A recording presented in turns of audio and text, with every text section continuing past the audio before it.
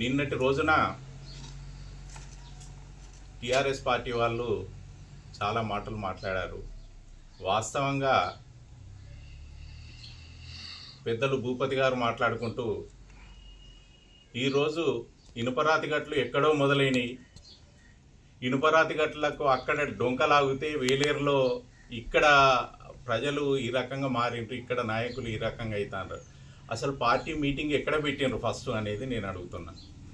ధర్మసాగర్ మండలకు సంబంధించినటువంటి ఇనుపరాతిగట్లు మీ ఎమ్మెల్యే గారు వచ్చిండ్రు, మాజీ ఎమ్మెల్యే గారు అక్కడికి వచ్చిండ్రు, మీ నాయకుడు మాట్లాడిండ్రు, అక్కడి వరకే వచ్చింది. అక్కడనే మీరు ఏదన్నా ఉంటే సమాధానం ఇచ్చారు.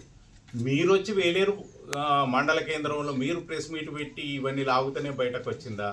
అంతకుముందు మీరు మాట్లాడలేదు, మేము మాట్లాడలేదు. విన్నారా? అందులో తీగేమున్నది, డొంకేమున్నది, అది ఏదైనా ఉంటే లీగల్గా చూసుకుంటారు.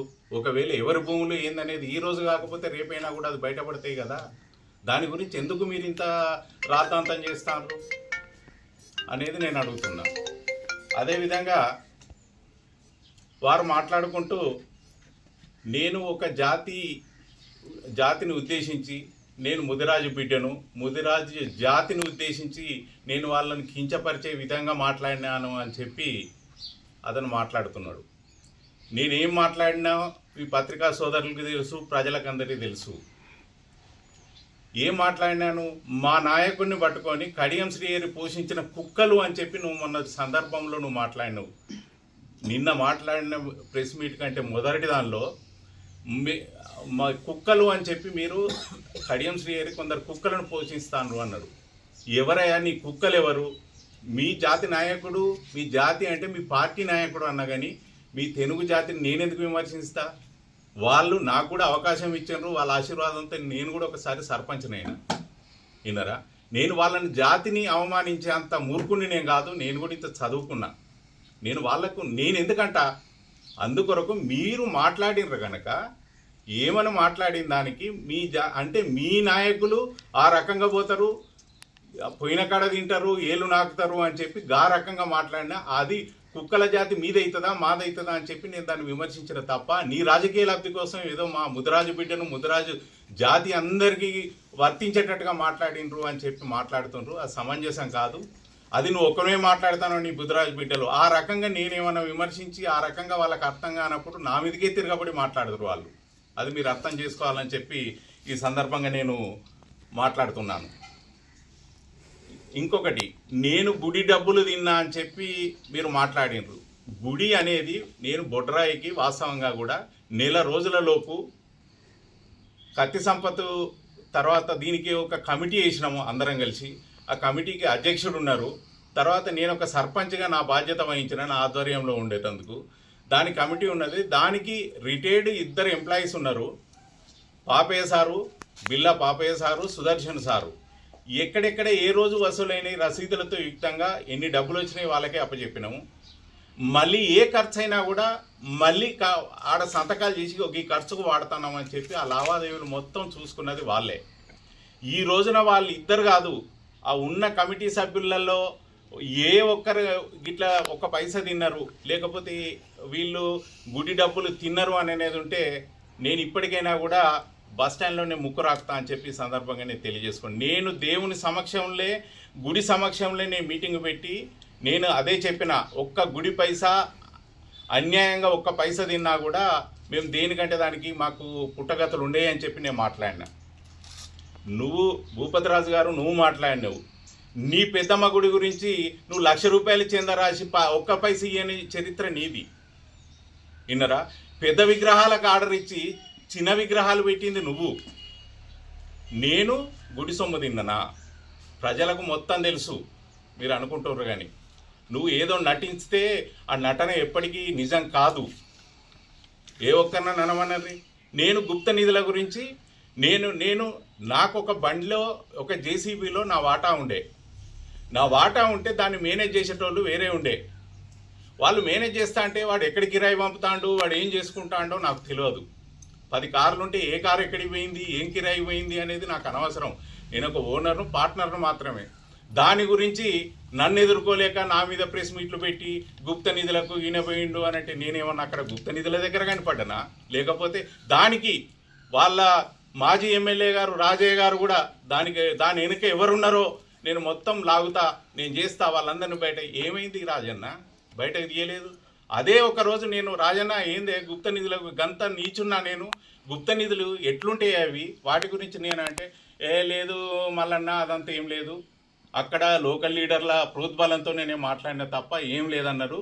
అదే రాజయ్య గారిని అడగండి మీరు, ఎందుకండి ఇవన్నీ ఎవడో మూర్ఖుడు చెప్తాడు.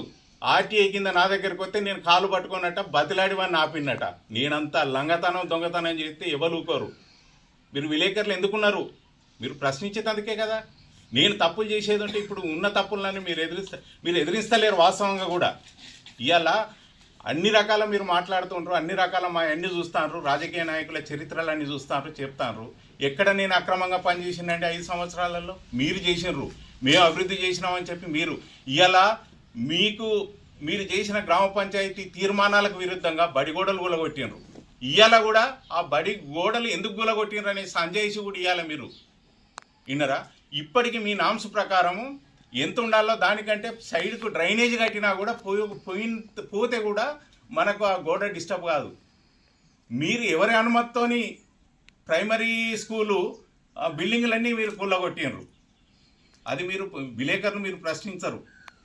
దానికి వచ్చిన మెటీరియల్ అంతా, దాని మెటల్ వచ్చింది ఎన్ని పైసలు వచ్చినాయి, దానిలోకి వచ్చే ఐరన్ ఎంత వచ్చింది, అది అమ్మితే కర్రకి ఎంత వచ్చింది, రౌతుకి ఎంత వచ్చింది, ఇవన్నీ ఏది చిన్న స్కూలు ప్రైమరీ స్కూల్ అకౌంట్లో జమ చేసినరా, హై స్కూల్ అకౌంట్లో జమ చేసినరా, అది కూడా మీరు జనానికి చెప్పాలి.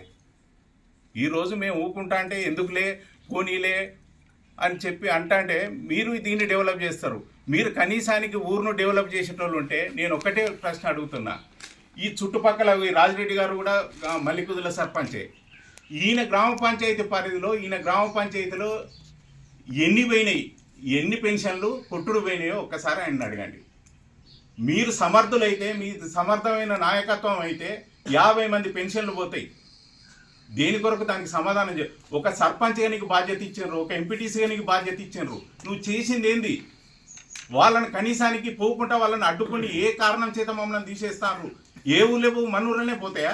మీరు ఏం చేశారు? మళ్ళీ వాళ్ళకి వచ్చిన వాడు ఒక్కొక్కరు 10 సార్లు ఒక్కొక్కరు ఎంపీడీఓ ఆఫీస్కు, ఎంఆర్ఓ ఆఫీస్కు తిరిగి ఆదాయ సర్టిఫికెట్లు, తర్వాత మాకు వాళ్ళ ఆస్తిపాస్తుల వివరాలు, ఒకవేళ ప్రైవేట్ ఎంప్లాయీస్ ఏమన్నా అయితే వాళ్ళకు వచ్చే ప్రైవేట్ ఎంప్లాయీని నిరూపణ చేసి ఇవన్నీ ఇచ్చినా కూడా మీరు చేతగాని పని చేసుకొని మమ్మల్ని మా మీద రుద్దడం ఎంతవరకు సమంజసం అనేది చెప్పి నేను అంటున్నా. ఇలా పోషమకాలంలో మొత్తం అన్యాక్రాంతం అయిపోయిన ఇళ్ళండి. ఎవరు ఒక సర్పంచే నీ బాధ్యత లేదా? ఒక ఎంపీటీసీ నీ బాధ్యత లేదా? ఎక్కడ గ్రామసభ పెట్టినావు? ఎక్కడ ఎవరెవరికి అర్హులకు తీర్మానం చేసినావు? పట్టాలు ఉన్న వాళ్ళకే ఇచ్చినావా నువ్వు? ఇంకా 10 మంది పట్టాలు వాళ్ళని పిలిపిస్తా, రేపు మీ ముందే మీటింగ్ పెడతా. వాళ్ళు పట్టాలు ఉన్న వాళ్ళకి ఎక్కడ చూపిస్తావు? ఒక్కొక్క దానిలో సగం సగం అమ్ముకున్నది మీరు. విన్నరా?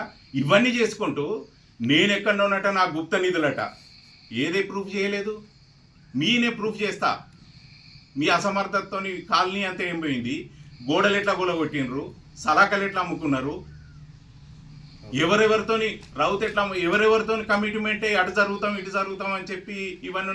ఈరోజు మీరు కరెక్ట్గా ఉండేది ఉంటే ఎంతోమంది బీదల రోడ్డు మరమ్మతులో ఎంతోమంది బీదలకు ఇల్లు కోల్పోయినరు. వాళ్ళకి ఇద్దామంటే ఒకటి ఉన్నదా? ఇల్లు ఒక్క ఫ్లాట్ ఉన్నదా?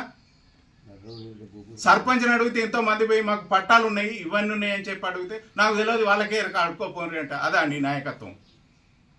ఏమున్నా ఎల్లమ్మ వాగులో ఇసుక అమ్ముకుంటేనే బతుకుతాం తప్ప లేకపోతే ఏం లేదు. ఎవరు మీ విలేకరులు కూడా ఒక్కసారైనా ప్రశ్నించారు గట్టిగా? ఇలా మమ్మల్ని అంటారు ఇక్కడ ఈ గుప్త నిధుల గురించి మీకు తెలియదా? మరి ఒక్కటి ప్రశ్నించలేదు. మరి ఎందుకు ఆ రోజు ఎమ్మెల్యే గారు వచ్చినాడు కూడా తీసింది మీరే. ఇవన్నీ మాట్లాడి మీరు ఎందుకు అడగలేదు? నేను ప్రశ్నిస్తున్నా. దయచేసి మీ మీద ఉన్న అధికారంతో నేను అడుగుతున్నా.